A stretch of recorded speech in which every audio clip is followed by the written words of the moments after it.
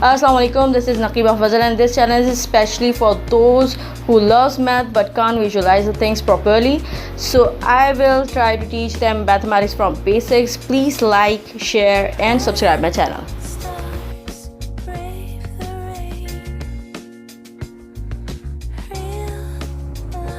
Assalamualaikum, today we are going to discuss very interesting thing. हम basically angles पढ़ेंगे कि angles होते क्या हैं. तो एंगल्स बेसिकली होते ये हैं कि कोई भी दो लाइंस हों, उनके बीच की जो स्पेस होती है ना, तो एंगल उसी को कहते हैं. अब एंगल 45 डिग्री 90 डिग्री और ये सब हम प्रोट्रैक्टर के थ्रू हम जो है बेसिकली कैलकुलेट करते हैं. लेकिन अगर आपके पास प्रोट्रैक्टर ना हो, आपके पास डी ना हो, और दूसरी बात ये कि अगर हम यूज़ ही ना करना चाहते हो प्रोटेक्टर, तो भी हम ये यूज़ करते हैं. मतलब एक्यूरेट आंसर नहीं ला पाएंगे, लेकिन अप्रॉक्सीमेट हम आंसर ज़रूर ला सकते हैं बड़े ईज़िली, बड़े मज़े में. तो ये इंटरेस्टिंग एक्टिविटी है. We are going to do this.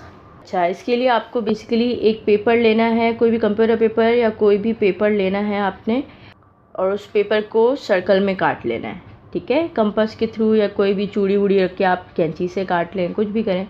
ठीक है, अब इसको इक्वली फोल्ड करेंगे आप. ठीक है, इक्वली फोल्ड कर लें. इसे एक बार फोल्ड करेंगे तो आपके पास एक लाइन बन रही होगी, एक तरफ लाइन बन रही होगी और एक तरफ आधा सर्कल बन रहा होगा. ठीक है, अब इसे मज़ीद फोल्ड करें, इक्वली फोल्ड करेंगे. अब आपके पास दो लाइंस बन रही होंगी, एक नीचे हॉरिजॉन्टल लाइन और एक वर्टिकल लाइन बन रही होगी. ठीक है, और एक तरफ आपके पास राउंड एक सर्कल का चौथा हिस्सा होगा. ये है हमारे पास 90 का एंगल. ठीक है, जिसमें दो लाइंस, मतलब कि एक बिल्कुल हॉरिजॉन्टल होती है और एक वर्टिकल होती है. ठीक है, इनमें कोई मतलब कि आड़ी टेढ़ी तिरछी नहीं होती. दोनों की दोनों, एक बिल्कुल खड़ी होगी तो एक बिल्कुल लेटी हुई होगी. एक हॉरिजॉन्टल है, एक खड़ी है, एक वर्टिकल है. ठीक है, और तो ये हमारे पास बेसिकली 90 डिग्री एंगल है. अब अगर 90 डिग्री एंगल को भी मैंने हाफ़ कर दिया तो जाहिर सी बात है 45 डिग्री एंगल आ जाएगा. तो हम इसको भी हाफ़ करते हैं. अब मैंने इसको भी हाफ़ कर दिया, 90 को भी हाफ़ कर दिया. तो अब जो मेरे पास एंगल बन रहा है वो है 45 डिग्री एंगल. ठीक है, 45 डिग्री एंगल. 45 डिग्री एंगल में आप देखें, एक लाइन बिल्कुल हॉरिजॉन्टल, बिल्कुल लेटी हुई है, और दूसरी लाइन जो है वो थोड़ी सी लाइक स्लाइड कर रही है, थोड़ी सी टेढ़ी है, वो खड़ी नहीं है बिल्कुल. अगर बिल्कुल खड़ी होती, बिल्कुल वर्टिकल होती, तो वो हमारे पास 90 डिग्री एंगल बन रहा होता. बट ये दो लाइंस जो हैं, एक बिल्कुल हॉरिजॉन्टल है और एक टेढ़ी है, स्लाइड जैसे होती है, slide. So this is 45 degree angle.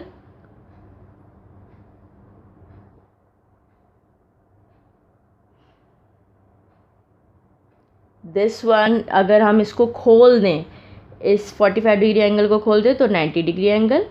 अगर हम इसको भी खोल दें तो हमारे पास जो एंगल बनता है वो 180 बनता है. ठीक है, अब चार हिस्से हैं 45 के. अगर एक हिस्सा मैं 45 का मोड़ दूं तो बेसिकली जो मेरे पास एंगल बनेगा वो बनेगा 90 + 45, मतलब कि 135 बनेगा. ठीक है, तो जो तीन हिस्से खुले हैं 45 डिग्री एंगल के, तो वो बेसिकली 135 एंगल बना रहे हैं. और अभी आपको दिख क्या रहा होगा, एक लाइन जो है वो बिल्कुल हॉरिजॉन्टल है और एक लाइन बिल्कुल वर्टिकल नहीं है, खड़ी नहीं है, वो लेफ़्ट साइड पर थोड़ी मुड़ी हुई है. ठीक है, 45 डिग्री एंगल पर मुड़ी हुई है. So this is 135 degree angle. अगर वो 90 से कम होती तो नीचे की तरफ होती, मतलब कि राइट हैंड पर मुड़ी हुई होती. बट ये लेफ़्ट हैंड पर मुड़ी हुई है, मींस 135 डिग्री एंगल बना रही है. ठीक है, और हमारा जो पेपर है वो 45 45 45 3 45 पे खुला हुआ है।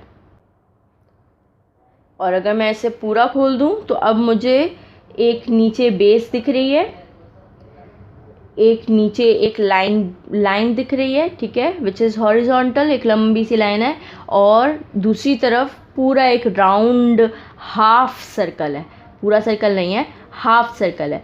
तो ये पूरा जो एंगल है ना, ये कहलाता है 180 डिग्री। बेसिकली ये जो दो लाइंस हैं वो सेंटर से मिली हुई हैं इसमें। तो जब सेंटर से मिल जाती है ना कोई लाइन, तो बिल्कुल दोनों की दोनों एक ही डायरेक्शन में होती हैं, दोनों की दोनों पैरेलल होती हैं। और जब पैरेलल होती हैं तो उनके बीच में जो एंगल बनता है वो 180 बनता है। लाइक मैं अपने हाथों को ऐसे खोल लूँ कि जैसे परिंदे उड़ रहे हैं, और बिल्कुल स्ट्रेट खोल लूँ। एक राइट हैंड को मैं बिल्कुल स्ट्रेट यहाँ पर खोल लूँ और लेफ़्ट हैंड को भी सीधा उस तरफ खोल लूँ, तो जो एंगल बीच में बनेगा ना मेरे हाथों के बीच, वो बनेगा 180 का एंगल, अगर कोई मुझसे पूछे। और अगर मैंने अपने हाथ को एक तरफ स्ट्रेट खोला है और दूसरे लेफ़्ट हैंड को मैंने ऊपर की तरफ सीधा खोला है, तो अब एंगल जो बनेगा ना वो बनेगा 90 डिग्री एंगल मेरे दोनों हाथों के बीच। तो इसी तरह से लाइंस के बीच में जो स्पेस होती है, मींस जो एंगल होता है, वो हम इस तरीके से बहुत आसानी से कैलकुलेट कर सकते हैं। अच्छा, अब हम ये देखेंगे कि हमें इस पेपर से बेसिकली हम एंगल को नाप कैसे सकते हैं, मतलब ये कैसे होगा। चलो ये तो पता चल गया कि 90 डिग्री एंगल किसको कहते हैं, 180 किसको कहते हैं, 135 किसको कहते हैं, 45 किसको कहते हैं, या फिर उससे आगे भी हम जा सकते हैं। 360 टोटल हमारा सर्कल का एंगल होता है, 360 ओवरऑल, ठीक है। तो 360 तक एंगल होते हैं हमारे पूरा राउंड होकर, ठीक है। तो अगर हमें दो लाइंस के बीच में एंगल नापना है तो भाई हम कैसे नापें। तो फिर मैंने ये किया कि मैंने दो पेंसिल्स ले ली और अज्यूम कर लिया कि ये दो पेंसिल्स जो है वो बेसिकली मेरी लाइंस हैं, ठीक है। तो अब हम इसको नापते हैं, कैसे नापेंगे। तो अब मैं इनको इन लाइंस के बीच में पेपर को रखूँगी और फिक्स करूँगी। तो ये जो फिक्स हो रहा है ना वो बन रहा है 90 डिग्री एंगल। तो मुझे पता चल जाएगा भाई ये दो लाइंस के बीच में, दो पेंसिल्स के बीच में 90 डिग्री एंगल है। अब मैं ज़रा चेंज करती हूँ एंगल। तो ये 45 से थोड़ा कम एंगल बना रहे हैं, तो मैं ये नहीं कहूँगी कि ये 45 से 45 एंगल है, बल्कि मैं कहूँगी ये अप्रॉक्सीमेटली 45 है, 45 से कम है। अब मैं ज़रा चेंज करती हूँ जी। अब मैंने चेंज किया, अब मैं ज़रा पेपर को फिक्स कर रही हूँ। मैंने एक पेंसिल को ज़रा खोल के रख दिया, दोनों को आपस में बहुत दूर दूर रखा है, बस एक पॉइंट से जोड़ के रखा है। यस, अब मैंने 135 वाले एंगल पे खोला है ना, तो ये दोनों, ये बिल्कुल पेपर फिक्स आ रहा है, मींस 135 डिग्री एंगल पे मैंने इन्हें खोला हुआ है। और अगर मैं दूसरी तरफ से नापूं, पेंसिल्स के दोनों तरफ एंगल बन रहा है ना, एक तो अंदर की साइड बन रहा है जो कि 135 है, और एक ज़्यादा एंगल बन रहा है, तो उसे भी कैलकुलेट कर लेते हैं कि वो कितना है। होना तो वो 360 माइनस 135 होना चाहिए, 360 माइनस 135 जितना भी होगा, क्योंकि हमारा ओवरऑल जो सर्कल बनता है वो 360 का होता है, और 135 क्योंकि एक साइड का बन रहा है, तो जाहिर सी बात है दूसरी साइड का 360 में से 135 को माइनस करेंगे तो जो बचेगा वही बनना चाहिए। तो चलो देख लेते हैं कि वो चीज़ बन रही है कि नहीं बन रही। तो हमने क्या किया, हमने दूसरी साइड पे पेपर को रखा, 180 डिग्री एक तरफ बन रहा है और कुछ साइड बच रहा भी है। वो जो साइड बच रहा है ना, उस पे भी मैं पेपर रख दूँगी। एक ये 180 का तो मुझे पता चल गया, हाँ भाई चलो इतने साइड पे इतना जो पार्ट है वो 180 है, क्योंकि बहुत ज़्यादा बड़ा साइड है ना, इसलिए मैंने थोड़ा थोड़ा करके पेपर रखना है। तो मैंने एक साइड रख ली 180, मुझे पता चल गया हाँ भाई चलो इतना जो पार्ट है, मतलब थोड़ा पार्ट जो है वो 180 है, तो जो रिमेनिंग पार्ट है ना उस पर अब मैं पेपर रखूँगी। तो ये जो है बचा हुआ 45 का लग रहा है मुझे, तो मैंने 45 रखा। यस, ये 45 का ही है, फिक्स्ड है। तो वो यानी कि 180 और 45 को जब प्लस करेंगे तो बनेगा 225, यानी कि एक साइड 135 बन रहा है और बाहर की तरफ 225 डिग्री एंगल बन रहा है। 135 को प्लस करूं तो मेरे पास 360 बनना चाहिए, क्योंकि ओवरऑल सर्कल, ओवरऑल एंगल जो है वो 360 ही होता है। तो क्या इन दोनों को प्लस करने पर 360 बन रहा है? यस, इन दोनों को प्लस करने पर 360 बन रहा है। 225 एंड 135 को प्लस करें तो 360 बनेगा आपके पास। तो हमने टैली भी कर लिया। अब और एंगल रख के चेक कर सकते हैं, कोई भी दो लाइंस को आप रख लें। अच्छा, अब हम क्योंकि एंगल पढ़ चुके हैं ना, तो अब हम बता सकते हैं कि मैं बता सकती हूँ कि राइट एंगल क्या होता है, एक्यूट एंगल क्या होता है और ऑब्ट्यूज एंगल क्या होता है।